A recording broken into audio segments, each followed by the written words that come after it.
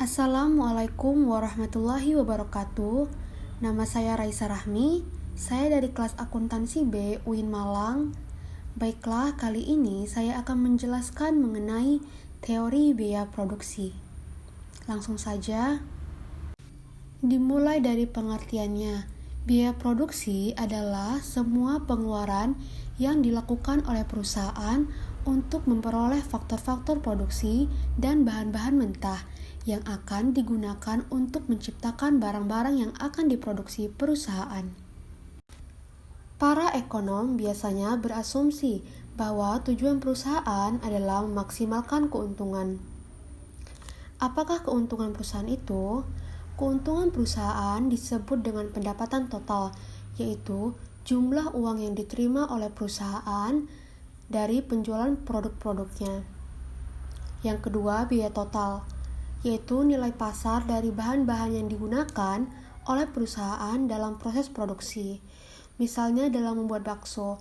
Dalam membuat bakso dibutuhkan bahan seperti tepung dan juga daging ayam.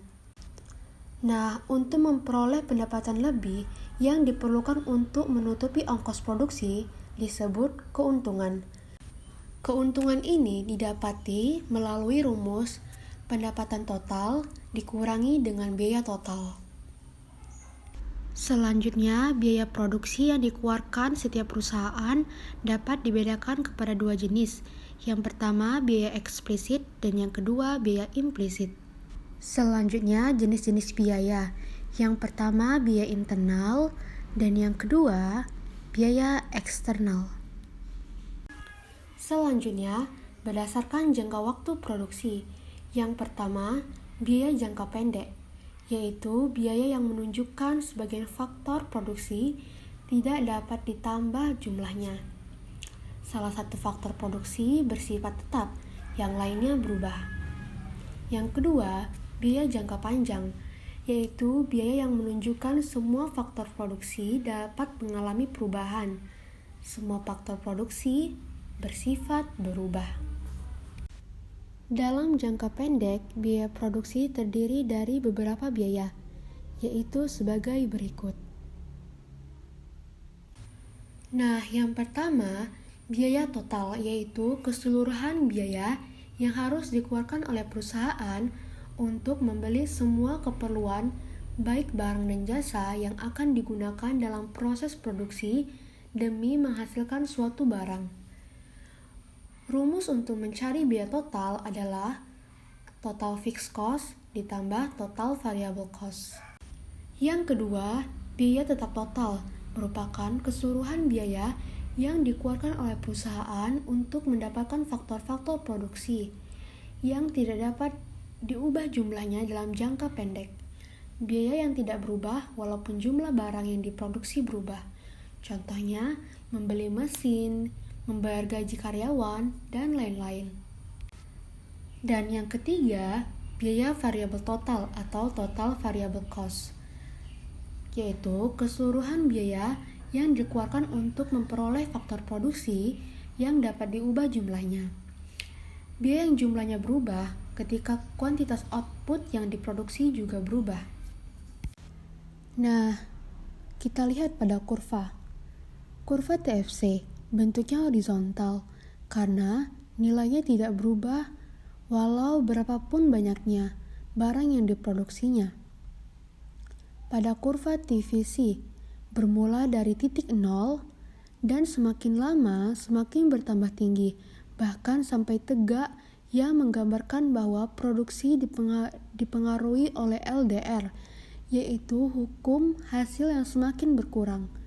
Ini menggambarkan bahwa ketika tidak ada produksi, TVC sama dengan 0. Semakin besar produksi, semakin besar nilai TVC.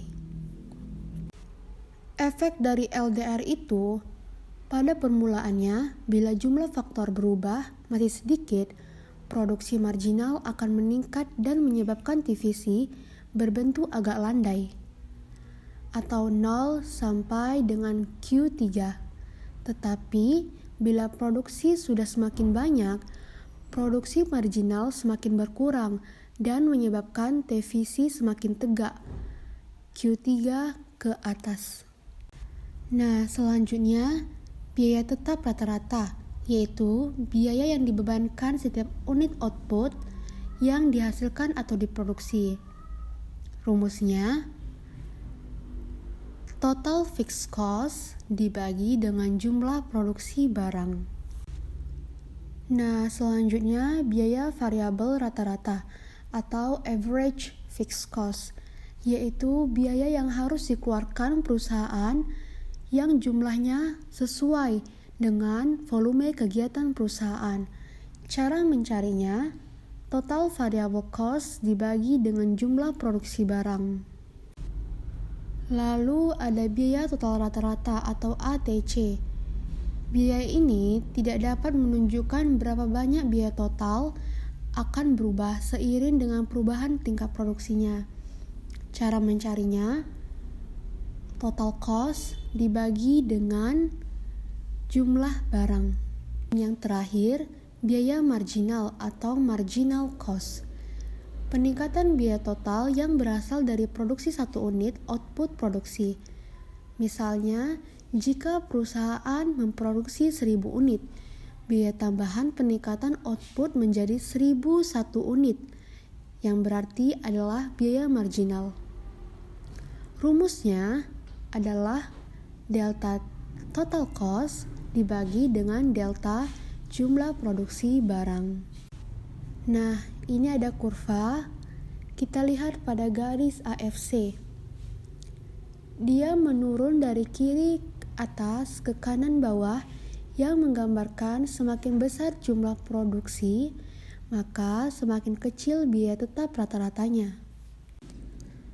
Pada kurva AVC, AC, dan juga MC mendekati bentuk huruf U yang mencerminkan bahwa kegiatan produksi dipengaruhi oleh LDR, yaitu pada waktu produksi masih sangat rendah, pertambahan jumlah total biaya produksi akan menyebabkan pertambahan yang besar terhadap jumlah produksi.